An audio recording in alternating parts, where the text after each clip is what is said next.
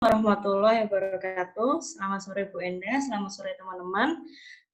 Sebelumnya perkenalkan kami dari mahasiswa Ilkom Universitas Yohanes Suwantoro. Perkenalkan nama saya Aurelia Hairani, lalu ada teman saya Amara Zain, biasa dipanggil Amara. Lalu ada Ardian Dwi Nursakti, bisa Ibu panggil Aan. Lalu ada Tentri, bisa Ibu panggil Tentri. Lalu ada Novento, bisa Ibu panggil Vento atau Novento. Sebelumnya, saya mengucapkan terima kasih atas waktu yang sudah Ibu berikan, Ibu luangkan untuk kami. Di kesempatan kali ini, kami ingin menggali lebih dalam tentang apa itu MC protokoler, lalu bagaimana menjadi seorang MC protokoler yang baik dan benar, dengan sehubungan adanya tugas dari dosen kami tentang MC protokoler. Bisa langsung pertanyaan Ibu? Bisa, oh silahkan. Ya. Yang ingin kami tanyakan yaitu, apakah kantor Ibu cukup sering dalam menggelar acara yang berkaitan dengan MC protokoler? Oke, sebelumnya ini ya, saya pembukaan dulu nih. Nah, di MT, saya bekerja di Dinas dan Karya Provinsi Jawa Tengah.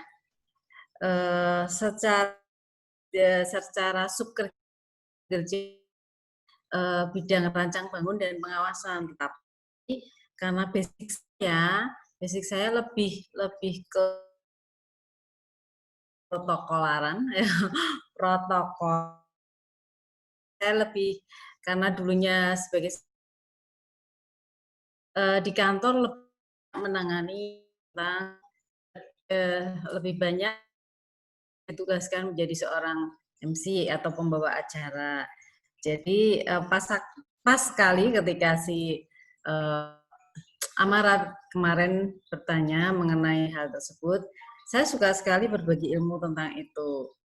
Jadi apapun yang menjadi pertanyaannya, sebisa mungkin saya akan berusaha menjawabnya. Tadi pertanyaan dari Rani apa tadi? Di kantor tempat Ibu Enda cukup sering dalam menggelar acara yang berkaitan dengan MC protokoler dan sebagainya, enggak Bu? Ya sering sih, karena kalau istilahnya Dinas PU Bidang Marga dan Cipta Karya itu kan adalah SKPD-nya Provinsi Jawa Tengah ya. Banyak sekali istilahnya acara-acara resmi yang diselenggarakan, contohnya upacara resmi dan kemudian pelantikan dan acara ya kan dari SKPD itu acara resmi gitu. Jadi memang sering diselenggarakan acara-acara karena menurut saya semua SKPD di Provinsi Jawa Tengah itu memang mempunyai tim ya. Kalau di tingkat provinsi sih ada humasnya, ada keprotokolannya. Tetapi di tingkat kami kayak SKPD seperti ini biasanya independen, itu ada satu MC-nya. MC-nya itu sudah merangkap sebagai protokol. Jadi bagaimana nanti perbedaan antara pembawa acara, MC, protokol, dan keprotokolan, nanti itu akan saya jelaskan lebih ke depannya. Jadi pertanyaan dari Rami adalah, seringkah di tempat saya mengadakan acara-acara seperti yang berkaitan dengan keprotokolan? Iya. Oke, jadi jawaban Ibu yang pasti ada ya, sering ya untuk acara-acara seperti acara resmi, yang tadi seperti ada acara upacara. Lalu Ibu, hal apa saja sih yang Ibu siapkan sebelum terjun langsung ke acara tersebut, apalagi dengan acara yang bisa dibilang sangat formal, resmi, itu apa saja yang harus dipersiapkan? Oke, saya ambil contoh Hari Kebaktian PU ya, karena di tempat saya itu adalah ke-PU-an. Hari PU, Hari Bakti PU itu jatuh pada tanggal 3 Desember. Setiap tanggal 3 Desember kita mengadakan upacara seluruh Indonesia, seluruh bangsa Indonesia yang berkaitan dengan ke-PU-an itu mengadakan upacara. Nah, upacara itu biasanya karena itu upacara Hari Besar Nasional di ke-PU-an, biasanya di tempat saya itu Pak Ganjar hadir. Nah, sebelum itu memang ada bagian umum yang dia hanya menyelenggarakan untuk nanti apa istilahnya ya, istilahnya kayak denahnya gitu kan ya, denahnya yang mau ini posisinya nanti di mana itu kebetulan meskipun saya menjadi seorang pembawa acara, saya juga melibatkan diri dari keprotokolannya langsung. Yang pertama, tahap pertama adalah kita menyiapkan tempatnya, denahnya yang untuk upacara itu. Yang pertama, inspektur upacara atau Bapak Ganjar itu akan berada di posisi mana dia. Sebelum dia memasuki podium, dia akan berada di ruang transit. Yang pertama kita lakukan adalah kita menyediakan ruang transit untuk inspektur upacara dan para tamu undangan.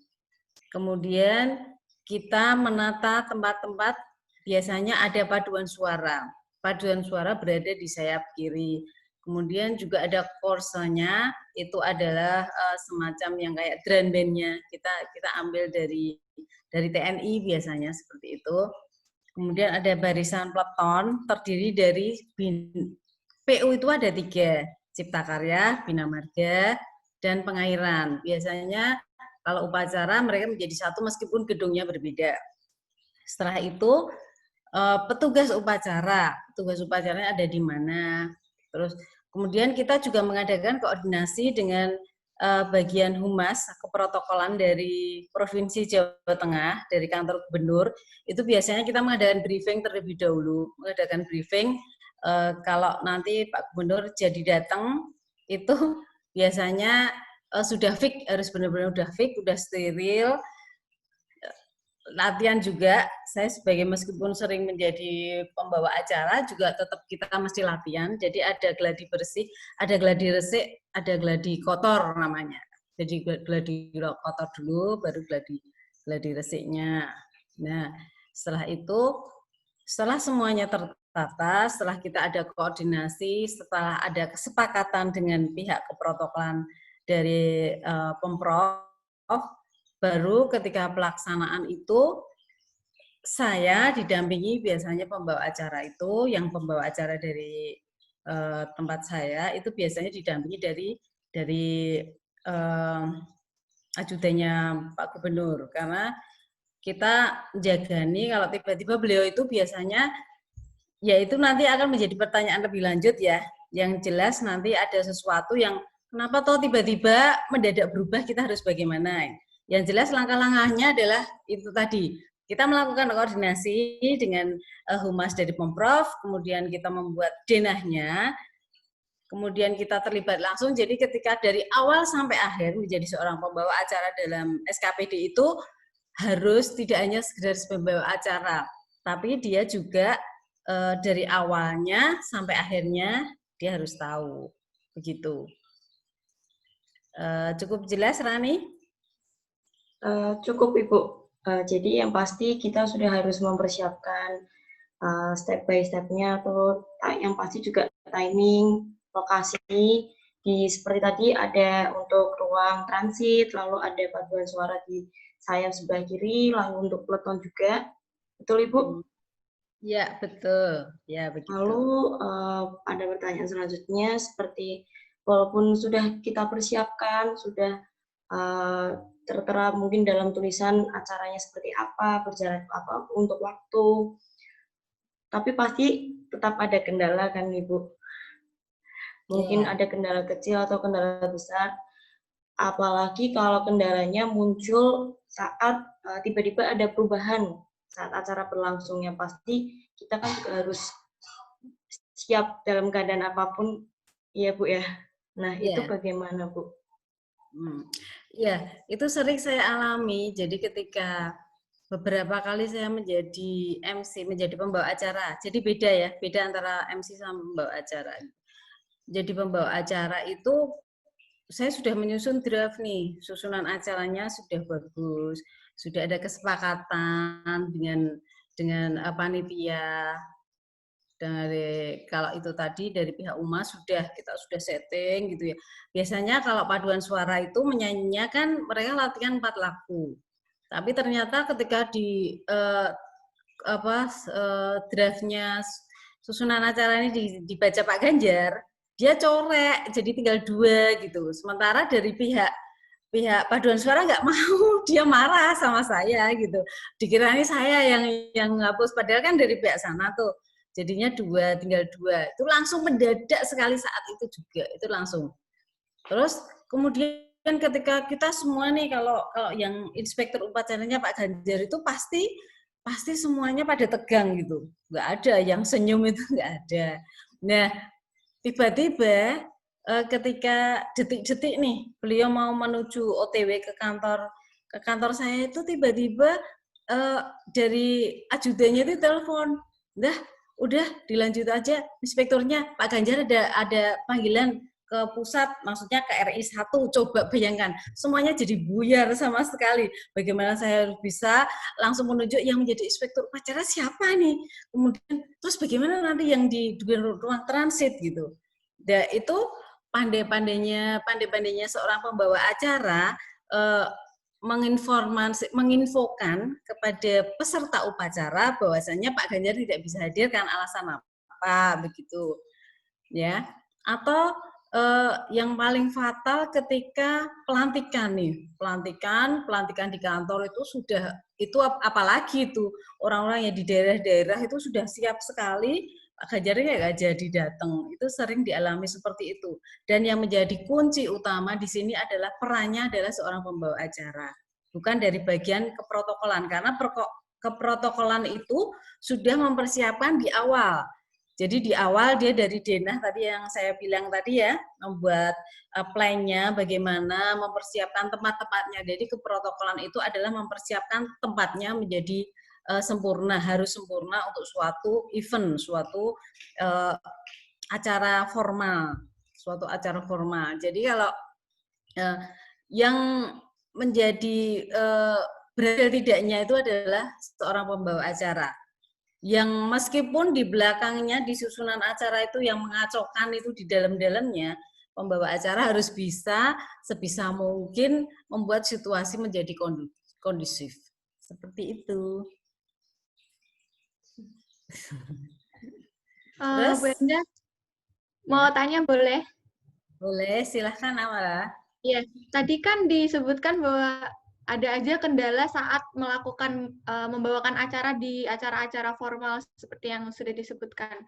Jadi Bu Enda bisa beri tips untuk kita-kita nih yang masih pelajar untuk kedepannya, gimana sih kemampuan MC atau pembawa acara yang harus dikuasai, dan juga pakaian seperti apa untuk yang pantas untuk membawakan acara di acara formal seperti itu.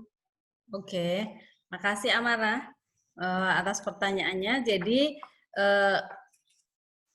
sebetulnya ini ya, kalau nanti akan saya beri bukunya ini buat kalian. Ini adalah buku ciptaan, bukan ciptaan, susunan saya. Saya mencoba ini, nanti bisa kalian pelajari ya. Jadinya saya tidak asal, tidak asal. Jadi kalau keprotokolan itu mengacu di Undang-Undang Nomor 9 Tahun 2010. Saya nggak mau salah menyebutkan di sini ya. Jadi itu ada acuannya di sini nanti. Kemudian menjadi seorang. Nah, ini perbedaan menjadi seorang MC sama pembawa acara. Kalau seorang MC itu biasanya dia membawakan pada acara-acara non formal, kayak pesta, kayak ulang tahun ya, kayak acara halal bihalal, semi kalau halal bihalal itu ya.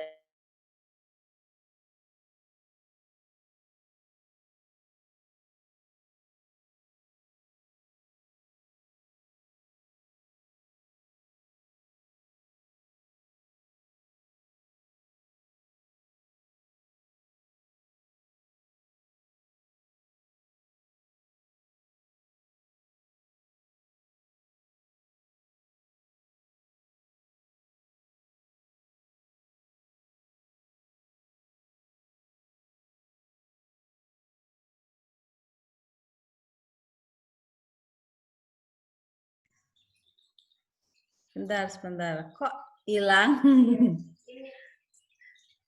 Oke, Sepertinya ada terus gangguan sedikit, Bu Enda. Tadi ada gangguan ya, Bu, makanya Nah, nge-freeze. makanya Nggak apa-apa, Bu. Bisa dilanjut lagi. Oke. Jadi lanjut lagi. Iya. Nah, sip. Makanya sini. Operatormu kesini aja, jangan kemana-mana. Jadi yang paling jelas menjadi seorang pembawa acara atau seorang MC, yang paling utama dia harus mempunyai suara yang mikrofonis. Tahu nggak suara yang mikrofonis itu kayak apa? Ya, suara yang mikrofonis itu beda kalau kita bicara ya, biasanya begitu. Beda kalau kita bicara sama pegang mic, suaranya pasti akan lain sekali gitu. Sama halnya kalau penyanyi lah, penyanyi itu biasanya kalau ada yang kalau ngomong kan cempreng nih, tapi begitu dia nyanyi merdu sekali. Nah, itu biasanya seorang pembawa acara atau MC itu biasanya dibekali dengan public relation. Dia biasanya mengikuti pelatihan tentang public relation, bagaimana dia berbicara di depan umum dengan penuh rasa percaya diri. Yang pertama selain suara, dia harus percaya diri, dia harus pintar membawa situasi dan kondisi, membaca situasi dan kondisi itu harus menjadi seorang pembawa acara itu seperti itu, dan dia harus tanggap, dia harus jeli, dia harus tahu susunan, dia harus selektif susunan acara itu bagaimana, dia harus tahu bagaimana maunya si yang mengundang kita, maunya apa, bagaimana. Ini konsepnya bagaimana? Konsepnya akan dibuat seperti santai, non formal atau formal, begitu kan? Nah, untuk seorang pembawa acara jelas, tadi sudah jelas formal, berarti pakaiannya juga harus formal. Memakai blazer kalau untuk tingkat SKPD upacara ya harus dengan pakaian kedinasan, biasanya seperti itu. Dan tidak boleh, kalau perempuan tidak boleh memakai celana panjang. Perempuan itu harus memakai baju ya, span panjang bagi yang berhijab, atau yang pendek itu bagi yang tidak berhijab. Dan sikapnya harus sempurna, tidak boleh melengkung, tidak boleh kaki nggak boleh apa, ini ditekuk satu, pokoknya harus benar-benar sempurna begitu ya. Dan harus banyak senyum. Dalam situasi dan kondisi apapun seorang pembawa acara itu harus senyum. Nah, ini berkaitan cerita sedikit kemarin dulu ketika saya menjadi seorang pembawa acara itu, kalau pembawa acara itu kan nggak kelihatan ya, kelihatannya suaranya aja. Nah, kalau kita lagi sedih, kita punya masalah, itu tuh nggak kelihatan karena suaranya kita yang kelihatan suara. Tapi ketika kamu menjadi seorang pembawa acara atau MC, kamu punya masalah dan itu dibawa pada tuh itu, aura kalian akan kelihatan. Kalian sedang sedih itu kelihatan banget. Makanya kalau tipnya ini, tip untuk menjadi ketika kalian bertugas menjadi pembawa acara atau MC, jangan pernah makan dulu. Itu nanti suaranya akan bagus. Jangan pernah makan dulu, minum air putih aja. Minum air putih, tapi untuk supaya lebih kuat nih, pagi minum madu nggak apa. Tapi jangan makan. Kalau makan, itu suaranya akan berubah, pasti. Itu tipnya ya. Ya, jadi tadi untuk pakaian pembawa acara, tadi ya Amara, itu adalah formal ya. Kemudian untuk MC, kalau MC ya beda, bebas. Konsepnya kayak apa? Ketika kemarin saya menjadi MC Natalan di Provinsi Jawa Tengah, di tingkat provinsi, bisa lihat YouTube-nya, ada YouTube-nya masih ada itu. Nah, itu saya berdampingan dengan MC muda yang dia memang sudah jam terbangnya sudah tinggi sekali gitu. Dan itu pakaiannya itu kalau begitu kan, kalau itu kan glamor ya. Jadi memang harus glamor, tapi kalau untuk halal bihalal, sorry, saya juga ini, saya juga pernah menjadi MC pada saat halal bihalal. Harus berhijab, ya harus berhijab seperti itu, harus menyesuaikan acara untuk MC itu. Kalau MC itu biasanya kita harus bisa memuaskan orang yang mengundang kita, intinya begitu ya. Kita harus membuat acara itu menjadi hidup. Tetapi kalau pembawa acara, kita harus membuat supaya acara itu lancar, supaya acara itu berhasil begitu, ya. Jadi perbedaan pakaian sudah bisa dipahami ya, bahwa kalau untuk membawa acara itu pasti formalnya ya. Kebanyakan blazer atau pakaian dinas, tetapi kalau untuk yang MC itu tergantung konsep apa yang akan diberikan ke kita. Begitu Amara? Next, lainnya apa? Siapa? Entry nih mau gantian. Ya, gimana? Tentri. Iya, Tentri silahkan tanya. Untuk Ibu sendiri, apakah pernah? Ya, baik Bu. Untuk Ibu Endang sendiri ini dalam menyebutkan gelar. Jika memang iya, bagaimana cara memperbaikinya? Oh, begitu. Oke, masalah penyebutan gelar ya. Ini paling rawan sekali ketika kita membawa acara pada acara pelantikan biasanya. Atau di tempat saya itu karena teknis ya, jadinya itu penandatangan kontrak. Nah, penandatangan kontrak itu biasanya kita melibatkan banyak stakeholder ya, biasanya yang dari Undip, dari manapun kita undang juga. Saya termasuk orang yang jarang melakukan kesalahan karena sangat berhati-hati dalam menyebutkan gelar seseorang. Kalau saya tidak bisa, maka saya akan segera melakukan koordinasi dengan beliau yang akan kita panggil. Kalau pernah terjadi memang suatu ketika saya diundang seminar, mengikuti seminar apa ya, mahasiswa Maluku apa ya, waktu itu di Gerasantika itu saya masih belum begitu paham sama Deputi Keuangan atau siapa itu ya. Tetapi itu karena tidak ada koordinasinya, panitia tidak ada yang mendampingi saya, sehingga penyebutan gelar itu salah. Nah, pada saat saya belum sadar itu salah, itu saya belum sadar. Tetapi ketika si ibu ini bicara sebagai keynote speaker, beliau berbicara, Mbak pembawa acara gitu ibunya maksudnya. Seharusnya bilangnya dia kan MC gitu ya. Tadi nama saya nggak seperti itu, gelar saya ini gelarnya kan mahal ya, sambil bercanda gitu kan, tapi langsung membuat kayak peding rebus gitu ya mukanya, itu jadi malu banget. Nah, itu langsung spontan, oh maaf ibu, hadirin yang kami hormati, mohon perhatiannya bahwasanya saya mohon maaf kalau tadi saya salah menyebutkan nama, jadi yang benar adalah bla bla bla, kepada ibu disilahkan kembali begitu. Biasanya langsung harus spontan seperti itu, atau jika beliau bapak atau ibu itu tidak memberikan kesempatan kita untuk berbicara ya, biasanya begitu, dia hanya sekilas tanpa mau memberikan kita kesempatan bicara setelah selesai. Demikian tadi telah kita ikuti bersama arahan dari ini bla bla bla,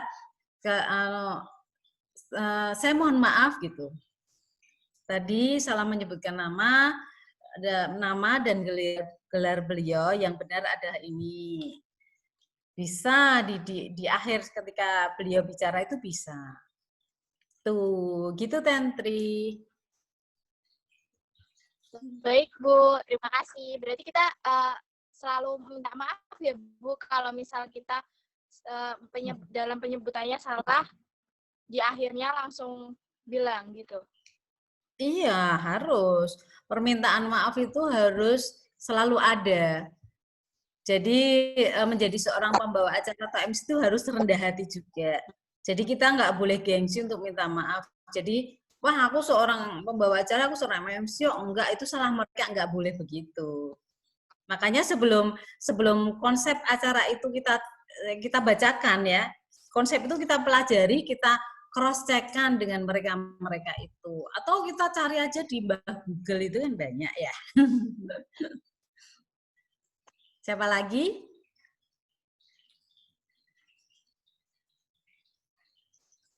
Ya, baik, Bu. Terima kasih. Sama-sama, Tentri. Saya mau menanyakan sesuatu, Bu. Ini kan kalau jadi MC itu mesti banyak kayak audiens yang mengajukan. Nah, itu caranya Ibu menangani itu bagaimana caranya? Putus-putus. Oh, putus-putus. Saya ulangi, kan sebagai MC di suatu acara mesti ada audiens yang kayak acuh terhadap MC-nya. Nah, cara menyikapinya gimana? Atau cara menanggulanginya agar audiens tersebut jadi tertarik sama kita lagi gimana caranya? Oke, Mas Novento ya? Iya. Panggilannya siapa? Novento. Novento bisa, Oke. Vento juga bisa, Bu. Oh, Vento. Ya, oke, Vento. Ini Vento tanyanya tentang MC ya? Bukan pembawa acara ya? Iya, tentang MC. Oke, tentang MC. Jadi kalau tentang MC itu memang ketika kita masuk, contohnya apa? Coba, contohnya acara apa yang kamu inginkan? Acara halal bihalal gitu, Bu. Kan mesti banyak ada orang yang ngobrol antara satu sama lainnya aja, jadi nggak merhatikan MC-nya gitu. Ya, biasanya itu kalau halal bihalal itu nggak, yang datang kan nggak bersamaan, terus sampai nanti pada ada acara untuk salam-salaman, mereka sudah salam-salaman dulu, kan seperti itu ya. Nah, ketika dari pihak panitia sudah announcer silahkan ya, pembawa MC silahkan untuk, nah pada saat itu biasanya saya pegang mic dengan suara tekanan yang agak tinggi ya. Terus bilang, jadi harus memang pada saat ini lagi tips supaya kalian itu suaranya menjadi vokalnya bulat. Ketika memulai acara itu bilangnya begini. Mohon perhatian, acara akan dimulai. Mohon perhatian. Jadi mohon perhatian itu ketika mohon perhatian lain kan. Jadi mohon perhatiannya itu ditekankan menjadi nada tinggi sehingga dikasih jeda spasi sebentar, pasti audiens akan melihat ke kita. Jadi biasanya seperti itu. Atau kalau ini, atau paling enggak kalau ketika mereka bergerombol di belakang dulu ya, Vento ya. Mereka nggak mau duduk di depan kan biasanya mereka itu. Nah, panitia itu pasti mengejar-ngejar kita untuk supaya mereka itu duduk di depan gitu loh.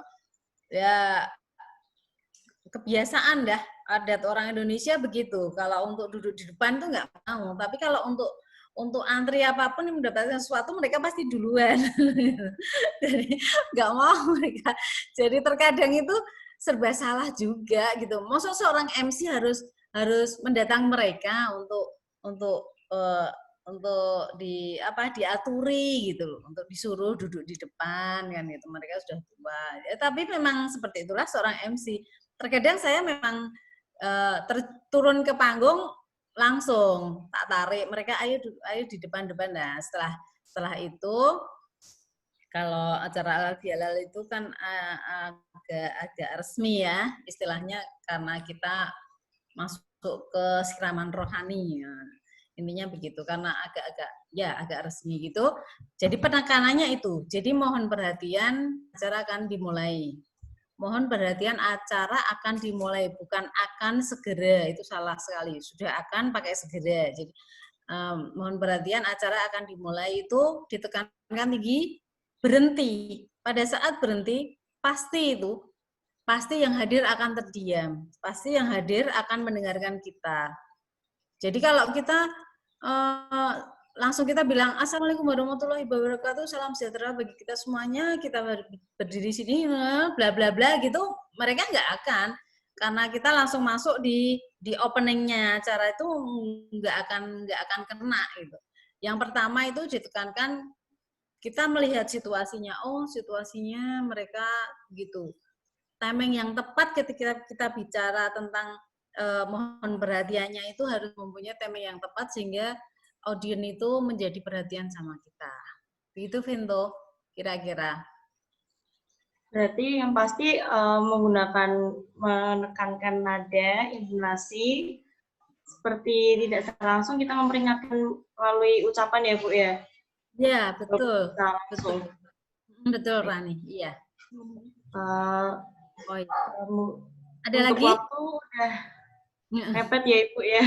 Karena keterbatasan waktu, sebenarnya kami ingin menanyakan lebih banyak lagi, mungkin ada di lain waktu, tapi sudah banyak sekali ilmu yang Ibu bagi ke saya dan teman-teman saya tentang bagaimana menjadi MC yang baik, lalu menjadi protokoler yang tepat.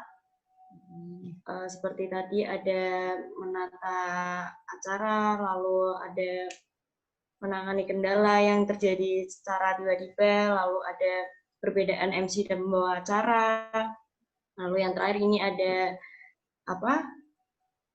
tentang untuk mengambil perhatian audiens. Iya.